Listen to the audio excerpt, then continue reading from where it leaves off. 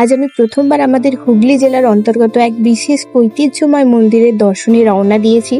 Hi everyone, আমি সুতপা। এটা আমার সেকেন্ড ব্লগ হতে চলেছে। তো আমি কোথায় গিয়েছিলাম, কি কি করেছি, কি কি জেনেছি, সবকিছু শেয়ার করব তোমাদের সাথে।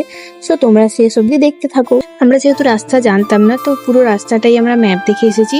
আমরা আমাদের গন্তব্যস্থলে পৌঁছে গেছি। তোমরা এতক্ষণে বুঝতেই পেরে গেছো এটা কোথায়। হ্যাঁ, এটা হলো রাজবলহাটের রাজবল্লভী মায়ের মন্দির। এখানে এই গাছটিকে দেখতে খুবই অসাধারণ লাগছিল, দেখতেই পাচ্ছ। তারপর এখানেই আমরা একটা পাশের দোকান থেকে প্রচুর ডালা নিয়ে মন্দিরের মেইন দরজা দিয়ে প্রবেশ করলাম।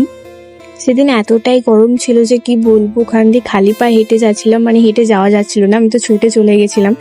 এখানে এগুলো শিব মন্দির, যেগুলো খোলা ছিল না, তো ভেতর থেকে সেগুলো দেখাতেও পারিনি। আর সেদিন অনেক দর্শনার্থীর ভিড়ও হয়েছিল।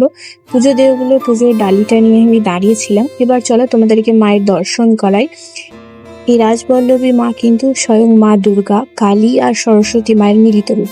ইনি শ্বেতকালী নামেও পরিচিত।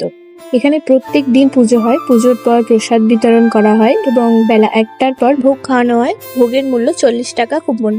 যেহেতু আমরা একটু বেলার দিকে গিয়েছিলাম, তো সেজন্য কুপন কাটতে পারিনি।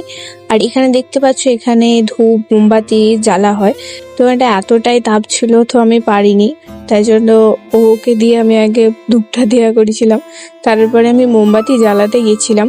তো মোমবাতিটা এত হওয়ার জন্য জ্বলছিলই না। তারপর একটা দেখি দাদা ওখানে জল দিয়ে দিয়েছে, মানে ওটা আগুন ধরে গেছিল। তারপর আমি ওখান থেকে ফিরে চলে আসি। আমি জ্বালাতে পারিনি, তো সেই জন্য এটা আমার রিয়াকশন।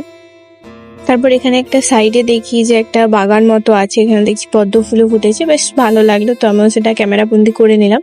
মায়ের কাছে যেহেতু পুজো দিয়েছিলাম, তো সেই পুজোটা হয়ে গেছিল, দেন আমাদেরকে ডালিটা ফেরত দিয়েছিল। তারপর ওটাকে এখানে বেঁধে আমি একটা উইশ চেয়ে নিলাম। আর এখানে যেটা প্রসাদ ছিল, তো সেটা আমি খাচ্ছিলাম। এখানে দেখতে পাচ্ছ, এখানে দেয়ালে অনেকজনের ছবিও ছিল। এটা কিসের জন্য ছিল সেটা আমি জানি না, তোমরা যদি কেউ জেনে থাকো আমাকে কমেন্টে জানিও। আর তারপর আমার পার্টনারের কথাটা শোনো জাস্ট। ঠাকুরের খাবারের জন্য কি খাবার সব তুলেছে, এটা প্রসাদের ডালি না কিসের ডালি আমি বুঝতে পারছি না। তোমরা শুনতেই পেলে কি বললো। তো যাই হোক, আমি যেটুকু জানতে পেরেছি যে এই পুকুরটা থেকেই মায়ের আবির্ভাব হয়েছিল। আর এখানে এই দোকানটা থেকে পুজোর ডালিটা নিয়েছিলাম। কাকুটার ব্যবহারও খুবই ভালো ছিল। আর এখানে আমাদের বাইক, তারপরে হেলমেট, ব্যাগ সমস্ত কিছুই রেখেছিলাম। তোমরা যদি কেউ এখানে মায়ের দর্শন করতে ও ভোগ গ্রহণ করতে চাও, তাহলে এই নাম্বারে কন্ট্যাক্ট করে কুপন কেটে রাখার কথা আগে থেকে জানিয়ে দিও। এরপর আমরা ওখান থেকে বেরিয়ে পড়ি। তারপর এখানে রাস্তা ধারে একটু দাঁড়িয়েছিলাম, চিপস খাচ্ছিলাম, খিদে পেয়ে গেছিল প্রচন্ড। তারপর দেখি এখানে একটা চিল উড়ছে আকাশে। চাপাডাঙ্গার মোড়ের কাছে দাঁড়িয়েছিলাম, প্রচন্ড গরম লাগছিল, ডিহাইড্রেশন ফিল হচ্ছিল। তো সেই জন্য একটা ওয়ারেস খেয়েছিলাম। তো সেটা ভিডিও করা হয়নি। আইসক্রিমও খেয়েছিলাম, ভিডিও করা হয়নি। তারপরে আমরা এখানে আমাদের যেটা তিলোচকে ময়ূর রেস্টুরেন্ট আছে, সেখানে গেছিলাম। ফার্স্ট চিকেন নুডলস অর্ডার করেছিলাম, দেন এই শেজওয়ান স্যুপটা অর্ডার করেছিলাম। খুবই ভালো খেতে, তোমরা একবার হলেও ট্রাই করে দেখতে পারো। তারপরে আমরা বিরিয়ানি অর্ডার করেছিলাম। দেন খাওয়া দাওয়া সেরে বাড়ির পথে রওনা দিলাম।